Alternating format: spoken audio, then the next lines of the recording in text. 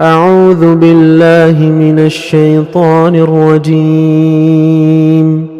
بسم الله الرحمن الرحيم. الحمد لله الذي أنزل على عبده الكتاب ولم يجعل له عوجا قيما لينذر بأسا شديدا من لدنه ويبشر المؤمنين الذين يعملون الصالحات أن لهم أجرا حسنا ماكثين فيه أبدا وينذر الذين قالوا اتخذ الله ولدا ما لهم به من علم ولا لآبائهم كبرت كلمة تخرج من أفواههم إن يقولون إلا كذبا فلعلك باخع نفسك على آثارهم إن لم يؤمنوا بهذا الحديث أسفا إنا جعلنا ما على الأرض زينة لها لنبلوهم أيهم أحسن عملا وإنا لجاعلون ما عليها صعيدا جرزا أم حسبت أن أصحاب الكهف والرقيم كانوا من آياتنا عجبا إذ أوى الفتية إلى الكهف فقالوا ربنا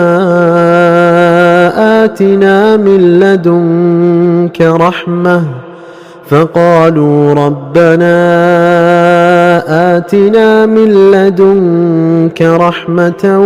وهيئ لنا من أمرنا رشدا فضربنا على آذانهم في الكهف سنين عددا ثم بعثناهم لنعلم أي الحزبين أحصى لما لبثوا أمدا نحن نقص عليك نبأهم بالحق إنهم فتية آمنوا بربهم وزدناهم هدى وربطنا على قلوبهم إذ قاموا فقالوا ربنا رب السماوات والأرض لن ندعو من دونه إلها لقد قلنا إذا شططا هؤلاء قومنا اتخذوا من دونه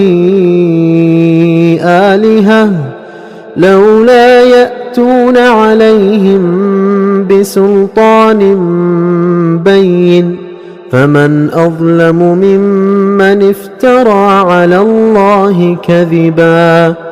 وإذ اعتزلتموهم وما يعبدون إلا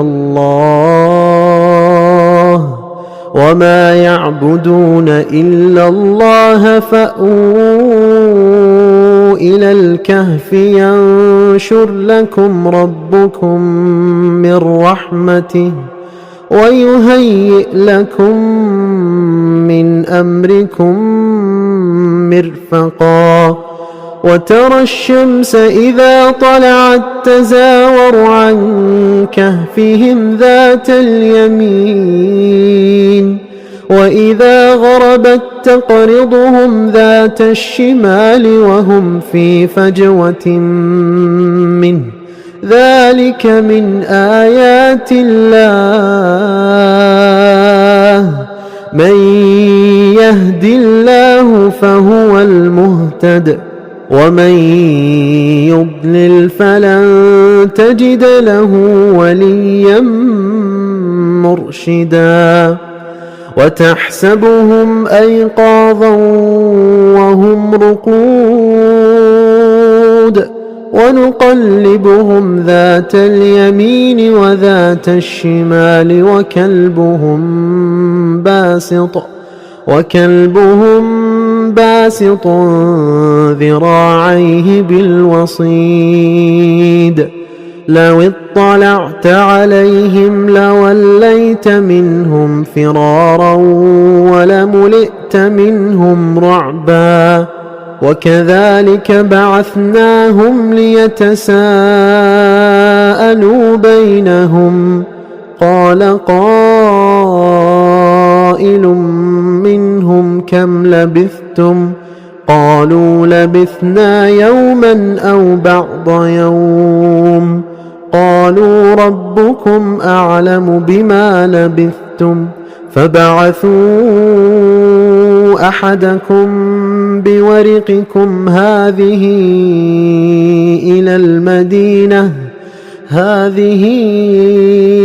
إلى المدينة فلينظر أيها أزكى طعاما فليأتكم برزق منه وليتلطف ولا يشعرن بكم أحدا إنهم إن يظهروا عليكم يرجموكم أو يعيدوكم في ملتهم ولن تفلحوا إذا أبدا وكذلك أعثرنا عليهم ليعلموا أن وعد الله حق وأن الساعة لا ريب فيها إذ يتنازعون بينهم أمرهم فقالوا ابنوا عليهم بنيانا ربهم أعلم بهم قال الذين غلبوا على أمرهم لنتخذن عليهم مسجدا سيقولون ثلاثة رابعهم كلبهم ويقولون خمسة سادسهم كلبهم رجما بالغيب ويقولون سبعة وثامنهم كلبهم قل ربي أعلم بعدتهم ما يعلمهم إلا قليل فلا تمار فيهم إلا مراء ظاهرا ولا تستفت فيهم منهم أحدا ولا تقولن لشيء إني فاعل ذلك غدا إلا أن يشاء الله واذكر ربك إذا نسيت وقل عسى أن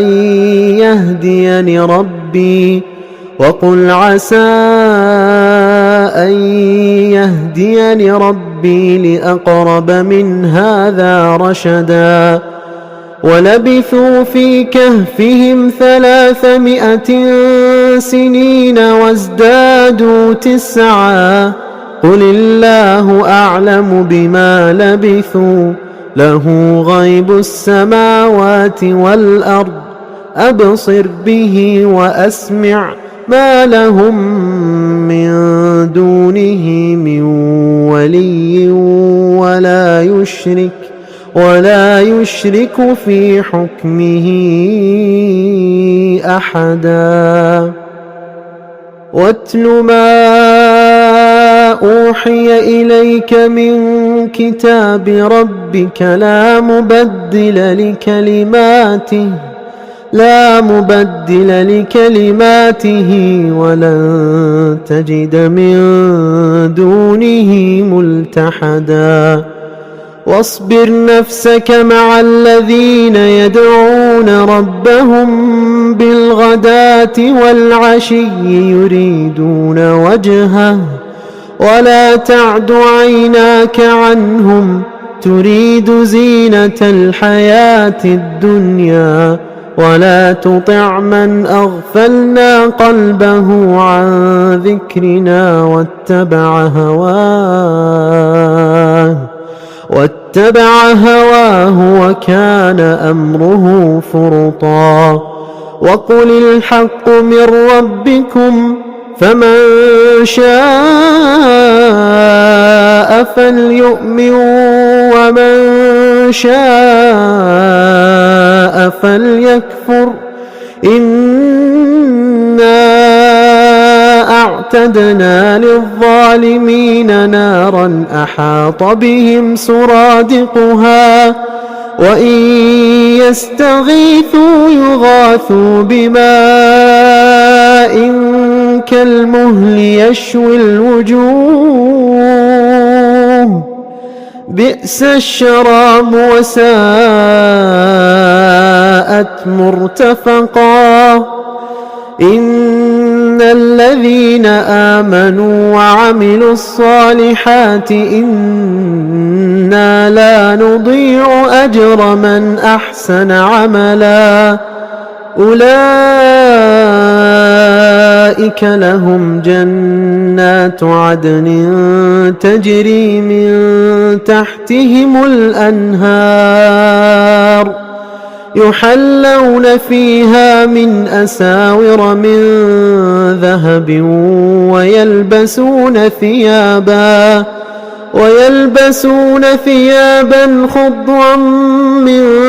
سندس واستبرق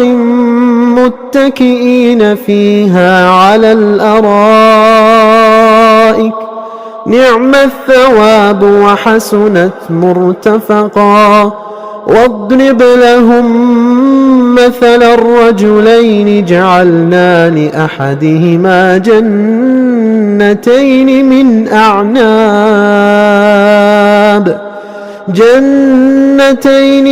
أعناب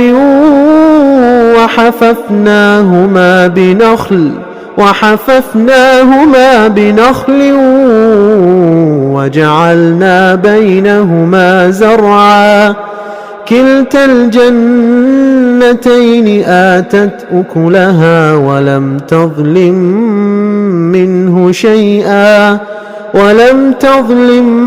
منه شيئا وفجرنا خلالهما نهرا وكان له ثمر فقال لصاحبه وهو يحاوره أنا أكثر منك مالا وأعز نفرا ودخل جنته وهو ظالم لنفسه قال ما أظن أن تبيد هذه أبدا وما أظن الساعة قائمة ولئن رددت إلى ربي لأجدن خيرا منها منقلبا قال له صاحبه وهو يحاوره أكفرت بالذي خلقك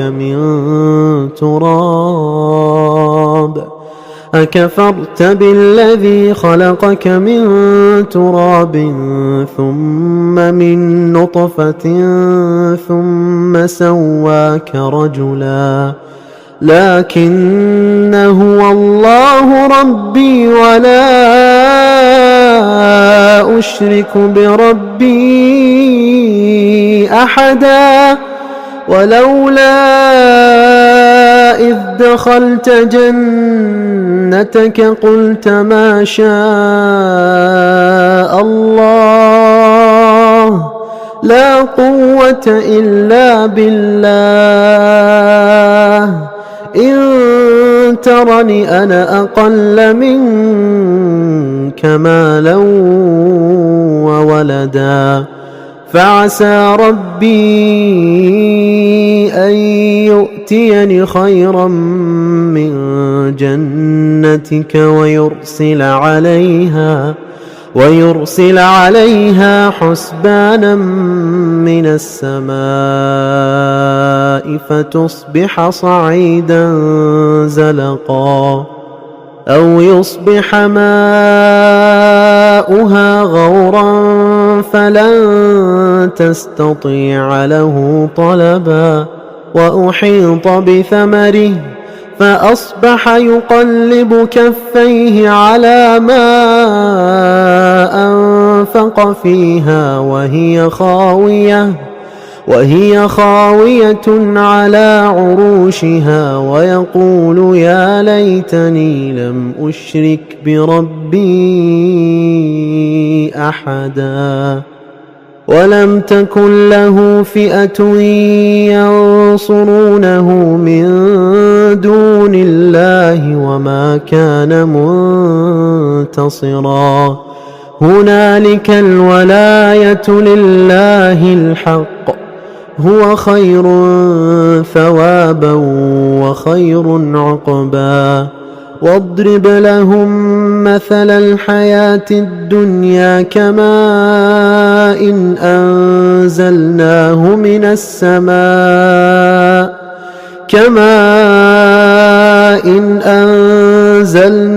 من السماء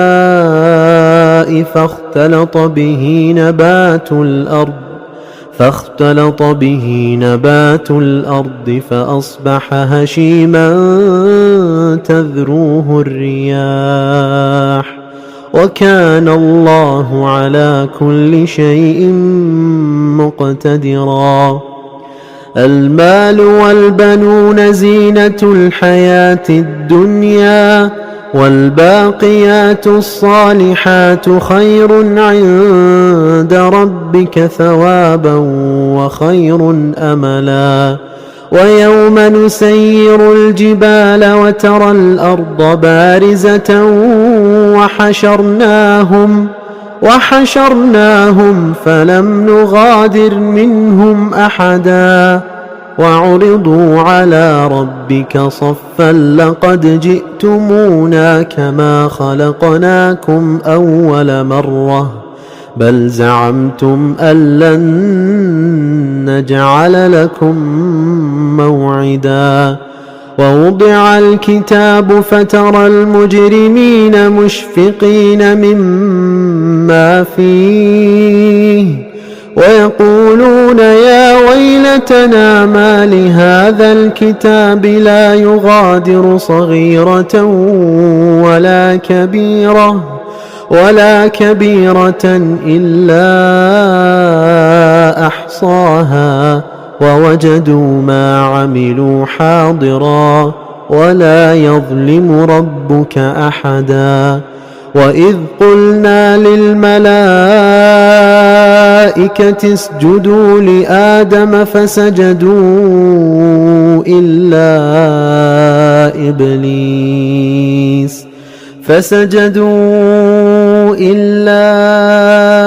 إبليس كان من الجن ففسق عن أمر ربه أفتتخذونه وذريته أولياء من دوني وهم لكم عدو بئس للظالمين بدلا ما أشهدتهم خلق السماوات والأرض ولا خلق أنفسهم وما كنت متخذ المضلين عضدا ويوم يقول نادوا شركائي الذين زعمتم فدعوهم فلم يستجيبوا لهم وجعلنا بينهم موبقا ورأى المجرمون النار فظنوا أنهم مواقعوها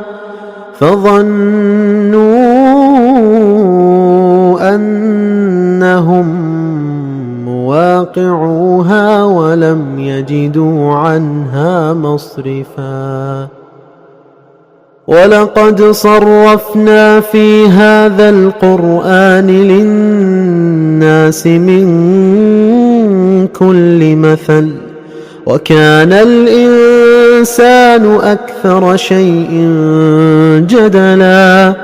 وما منع الناس أن يؤمنوا إذ جاءهم الهدى ويستغفروا ربهم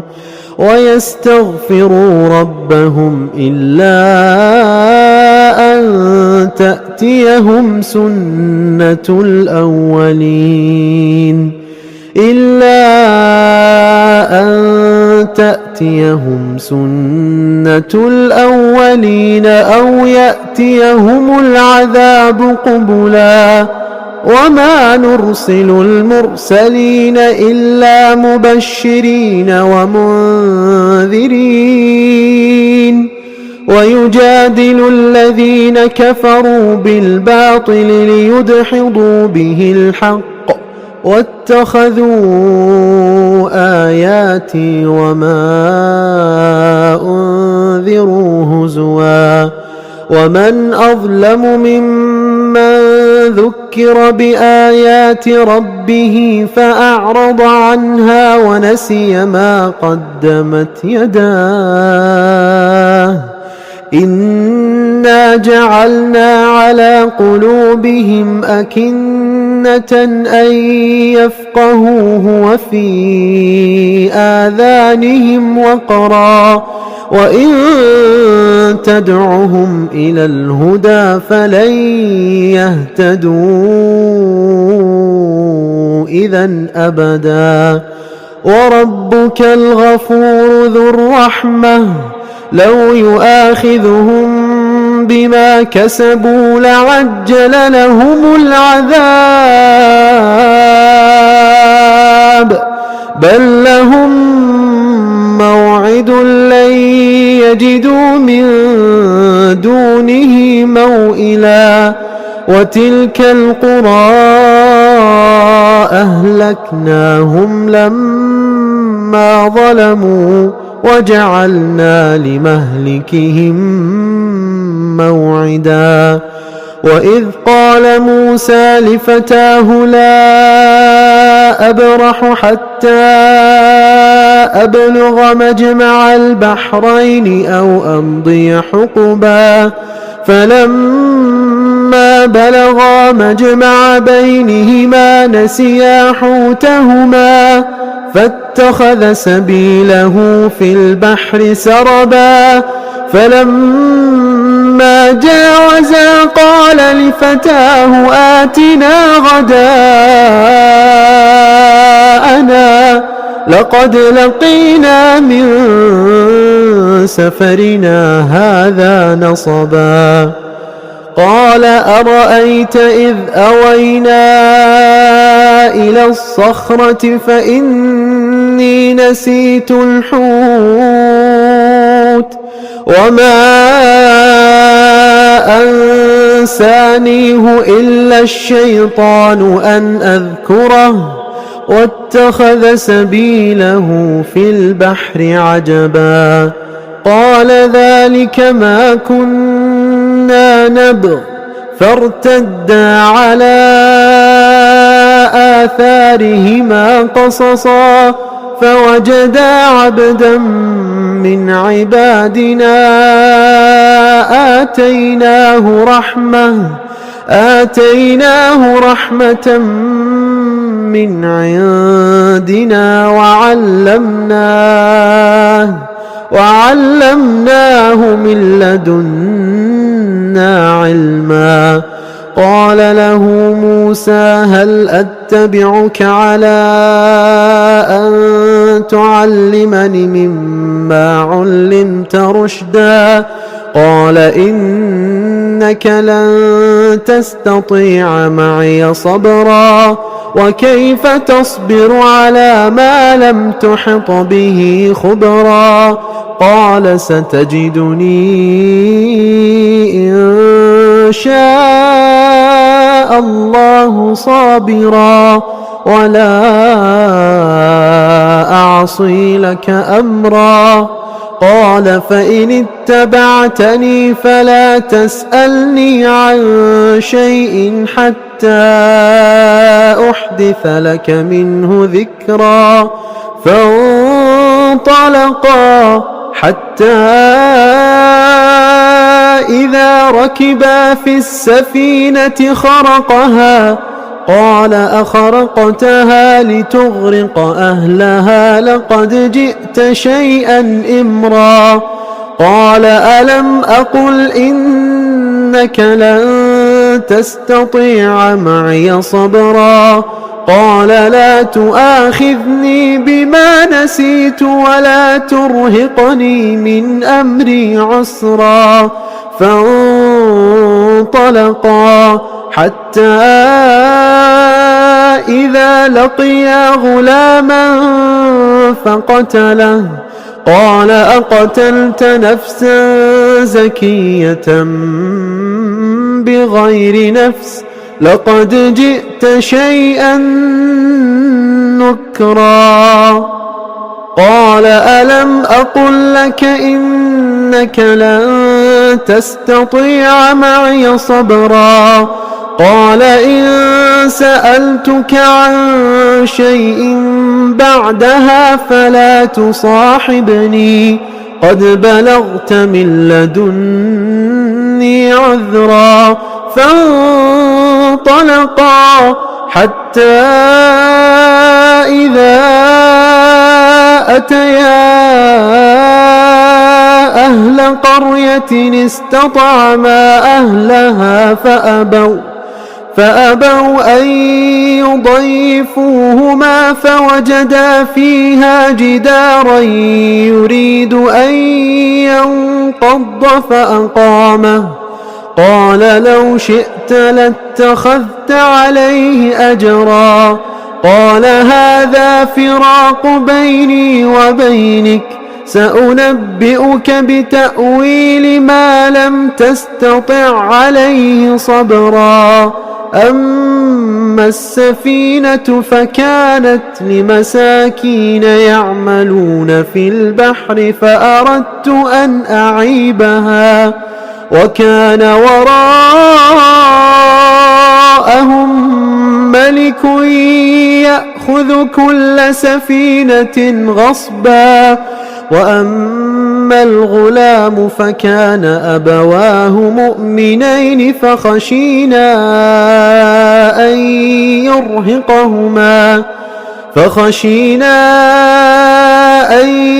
يرهقهما طغيانا وكفرا. فأردنا أن يبدلهما ربهما خيرا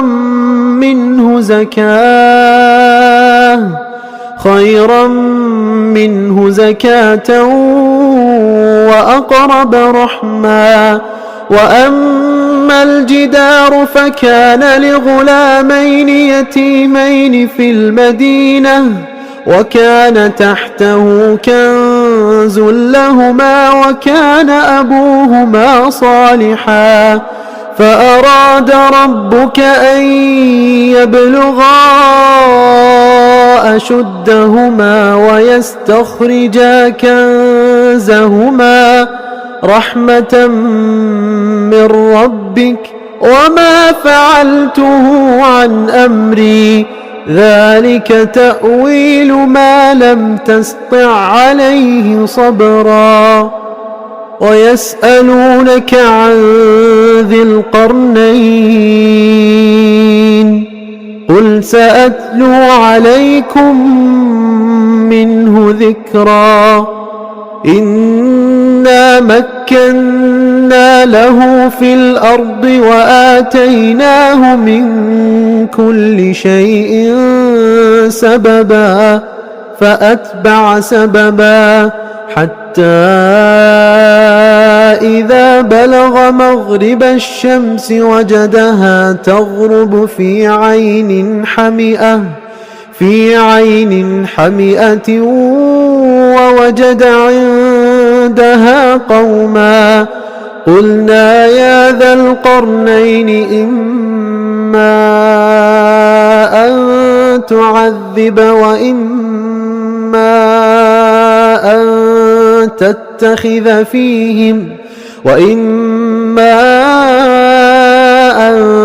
تتخذ فيهم حسنا. قال أما من ظلم فسوف نعذبه ثم يرد إلى ربه فيعذبه عذابا نكرا. وأما من آمن وعمل صالحا فله جزاء الحسنى وسنقول له من أمرنا يسرا. ثم أتبع سببا حتى إذا بلغ مطلع الشمس وجدها تطلع على قوم لم نجعل لهم من دونها سترا. كذلك وقد أحطنا بما لديه خبرا. ثم أتبع سببا حتى إذا بلغ بين السدين وجد من دونهما قوما لا يكادون يفقهون قولا. قالوا يا ذا القرنين إن يأجوج ومأجوج مفسدون في الأرض فهل نجعل لك خرجا على أن تجعل بيننا وبينهم سدا. قال ما مكني فيه ربي خير فأعينوني بقوة أجعل بينكم وبينهم ردما. آتوني زبر الحديد حتى إذا ساوى بين الصدفين قال انفخوا حتى إذا جعله نارا قال آتوني أفرغ عليه قطرا. فما استطاعوا أن يظهروه وما استطاعوا له نقبا. قال هذا رحمة من ربي فإذا جاء وعد ربي جعله دكاء وكان وعد ربي حقا. وتركنا بعضهم يومئذ يموج في بعض ونفخ في الصور فجمعناهم جمعا وعرضنا جهنم يومئذ للكافرين عرضا. الذين كانت أعينهم في غطاء عن ذكري وكانوا لا يستطيعون سمعا. أفحسب الذين كفروا أن يتخذوا عبادي من دوني أولياء إنا أعتدنا جهنم للكافرين نزلا. قل هل ننبئكم بالأخسرين أعمالا الذين ضل سعيهم في الحياة الدنيا وهم يحسبون أنهم يحسنون صنعا. أولئك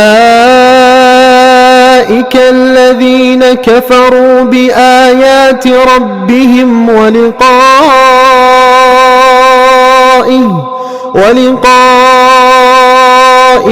فحبطت أعمالهم فلا نقيم لهم يوم القيامة وزنا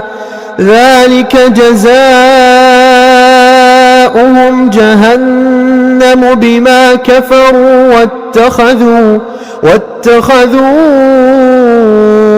آياتي ورسلي هزوا إن الذين آمنوا وعملوا الصالحات كانت لهم جنات الفردوس نزلا خالدين فيها لا يبغون عنها حولا قل لو كان البحر مدادا لكلمات ربي لنفد البحر قبل أن تنفد كلمات ربي ولو جئنا بمثله مددا قل إنما أنا بشر مثلكم يوحى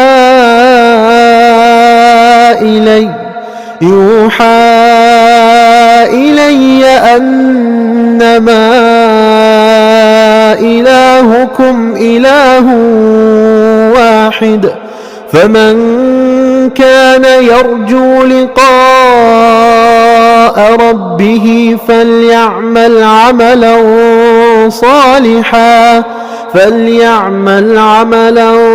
صالحا ولا يشرك بعبادة ربه أحدا.